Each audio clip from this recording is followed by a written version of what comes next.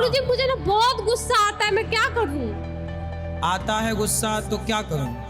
मतलब मुझे ना गुस्सा आता है, मेरे जो सामने आता है मैं उसको सुना देती हूँ, फिर मुझे बाद में अफसोस होता है कि मुझे ये नहीं करना चाहिए, फिर भी मैं क्या करूं? समझ थोड़ा ही नहीं आता। कंट्रोल कर लो। अब शादी वादी होगी फिर पति को सुनाओगी तो कहीं गड़बड़ ना हो जाए। ठीक है? ठीक है। पति को ना सुना देना और सास को बिल्कुल मत सुनाना, क्योंकि वो आपको सुनाएगी सास। ओके। अभिमान है कि मैं करती हूँ। अभी तक मेरा इस घर में दबदबा था, अब जब से ये आए वो आए बहुएं आई तो मैं थोड़ा कम हो गया। राधे राधे। मैं हूं आपका अपना अनिरुद्धाचार्य, आप सबका दास। महाराज का मंत्र कार्यक्रम में आप सबका बहुत बहुत स्वागत है। आज मैं आप लोगों से बात करूंगा कि अगर शादी में देरी हो रही है तो क्या करें। बहुत कोशिश करने के बाद भी नहीं हो पा रही है शादी तो क्या करें, इसके बारे में बात करेंगे। साथ ही आप लोगों के सवालों का जवाब भी दूंगा और आप लोगों के जो प्रश्न हैं वो रिकॉर्ड करके आप भेजते रहिए मोबाइल नंबर पर, और टीवी 9 भारत पर जो नंबर दिखाए जा रहे हैं उस पर भेजिएगा। आइए शुरुआत करते हैं महाराज का मंत्र कार्यक्रम। प्रिय भक्तों, बात करते हैं आज के उपाय से। माता लक्ष्मी और भगवान गणपति जी की पूजा करें, जल्दी ही विवाह के योग बनेंगे। ठीक है? गुरुवार को छोटी कन्याओं को मिठाई दें। छोटी छोटी जो बच्चियां हैं उनको मिठाई खिलाएं। कन्याओं को कुछ गिफ्ट भी दे सकते हैं मिठाई के साथ साथ, तो बच्चियां खुश हो जाएंगी। इससे आपके जीवन में खुशियां आएंगी और आपके घर जल्दी ही शहनाई बजेगी। मनवांछित फल प्राप्त होगा।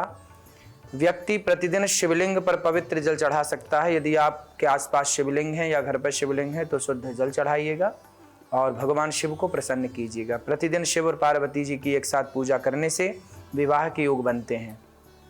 जब भी संभव हो पानी में एक चुटकी हल्दी मिलाकर स्नान करना चाहिए। आप भी जब नहाए स्नान करें तो पानी में थोड़ी सी हल्दी मिला करके और उससे स्नान करने से भी विवाह के योग बन जाते हैं। शादी के लिए यह सबसे आसान और प्रभावी उपाय में से एक है।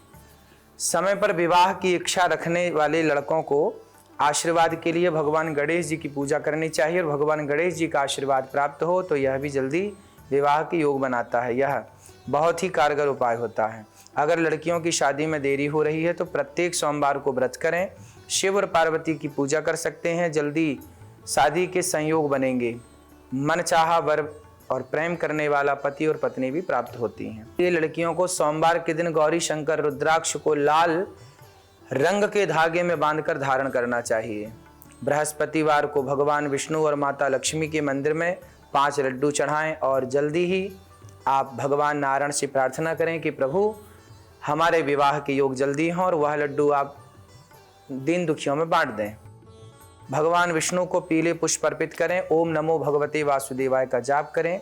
तुलसी की माला से ही ओम नमो भगवते वासुदेवाय का जाप करें। पूजा करने के बाद गरीबों को भोजन खिलाएं, भोजन प्रसादी पवाएं। कम से कम 11 भूखों को भोजन जरूर कराएं। आपको बहुत फायदा होगा। प्रत्येक गुरुवार को पीले रंग के वस्त्र धारण करना चाहिए। मनोवांछित फल निश्चित भगवान नारायण की कृपा से प्राप्त होगा। बृहस्पतिवार का व्रत आप करना चाहें तो करें। शादी के लिए जो अड़चन आ रही है वो दूर होगी। केले के पेड़ की जड़ ला करके पूजा करें। पूजा के बाद जड़ को पीले कपड़े में लपेट दें और इस तरह से भगवान श्रीमन नारायण की पूजा करें। बात करेंगे आज के भविष्य की। कई बार गलत पूजा करने से भी आपके बनते हुए काम बिगड़ जाते हैं। अभी आपसे और बात करेंगे, लेकिन सबसे पहले आपको पूजा के कुछ नियम बताना उचित है, तो पूजा के नियम बताऊं। ये नियम फॉलो जरूर कीजिएगा, आपको बहुत लाभ होगा। अक्सर पूजा के दौरान हम गलती कर देते हैं। मेरा मकसद है कि आप उन गलतियों से बचें जो गलतियां आप करते हैं। भगवान सूर्य, गणेश, दुर्गा, शिव और भगवान विष्णु, इन्हीं को पंचदेव कहते हैं। शास्त्रों में इन्हीं की पूजा का विधान है। इनकी पूजा सभी काम में करनी चाहिए। रोज पूजा करते समय इन पंचदेव का ध्यान जरूर करना चाहिए। इससे लक्ष्मी की कृपा और समृद्धि निश्चित प्राप्त होती है। तुलसी की पत्तियों को हर रोज जल छिड़क कर फिर भगवान को अर्पित किया जा सकता है। तुलसी 11 दिन तक वासी नहीं मानी जाती। दीपक हमेशा भगवान की प्रतिमा के ठीक सामने लगाना चाहिए। कभी कभी भगवान की प्रतिमा के सामने दीपक न लगाकर इधर उधर लगा दिया जाता है, जबकि यह सही नहीं है। घी के दीपक के लिए सफ़ेद रुई की बत्ती उपयोग किया जाना चाहिए जबकि तेल के दीपक के लिए लाल धागे की बत्ती बनाना श्रेष्ठ बताया गया है। पूजन में कभी भी खंडित दीपक नहीं जलाना चाहिए। धार्मिक कार्यों में खंडित सामग्री शुभ नहीं मानी जाती। शिव जी को बिल्व पत्र जरूर चढ़ाएं और किसी भी पूजा की मनोकामनाएं भगवान शिव आपकी मनोकामनाएं पूरी जरूर करेंगे। आप भगवान शिव की आराधना करें, ठीक है। आप अपने स्वेच्छा के अनुसार किसी दीन दुखी का भला करें, दान दक्षिणा भी दे सकते हैं दीन दुखी को, अन्नदान, भोजन दान, साथ में धन दान भी यदि उसको आवश्यकता है तो आप जरूर करें। भगवान आपका संकल्प पूरा करेंगे। आपके जीवन में जो दोष हैं वो जल्दी से जल्दी समाप्त हो जाएंगे, मनोकामनाएं पूरी होंगी। भगवान सूर्य की 7 और गणेश जी की 3 और भगवान विष्णु की 4 और भगवान शिव की आधी परिक्रमा करनी चाहिए। घर में या मंदिर में जब भी कोई विशेष पूजा करें तो अपने इष्ट देव के साथ ही स्वास्तिक, कलश, नवग्रह, देवता, पंच लोकपाल, सप्त मातृका का पूजन भी जरूर करना चाहिए। घर में पूजन स्थल के ऊपर कोई भी कबाड़ या भारी चीज ना हो। भगवान शिव को हल्दी नहीं चढ़ानी चाहिए और ना ही शंख के जल से उन्हें स्नान कराना चाहिए। बात करेंगे आज के विषय की। शादी में जो देरी हो रही है तो क्या करें? लड़का हो या लड़की, हर किसी को जीवन में एक जीवन साथी तो चाहिए, लाइफ पार्टनर की तो जरूरत पड़ती ही पड़ती है। जीवन हर सुख दुख का ऐसा पार्टनर हो, ऐसा जीवन साथी हो जो आपके सुख दुख में साथ रहे, आपका कभी साथ ना छोड़े, सुख में दुख में खड़ा रहे।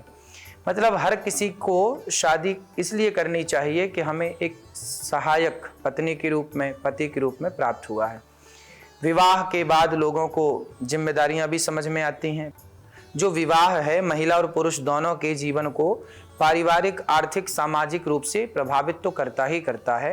लड़कों के लिए यह शादी के बंधन में बंधना एक नए परिवार के निर्माण का कार्य होता है। वही महिलाओं के लिए उनके जीवन में सबसे जरूरी संबंधों में से एक है। बहुत से लोगों का ऐसा मानना है कि शादी विवाह करके जीवन का जो अकेलापन है वह खत्म हो जाता है और जिंदगी खुशियों से भर जाती है। विवाह के बाद लोग अपने जीवन को खुशहाल बनाने के लिए एक दूसरे का सपोर्ट करते हैं। यही एक वजह भी है कि भारतीय समाज में विवाह को सबसे ज़्यादा महत्व दिया जाता है।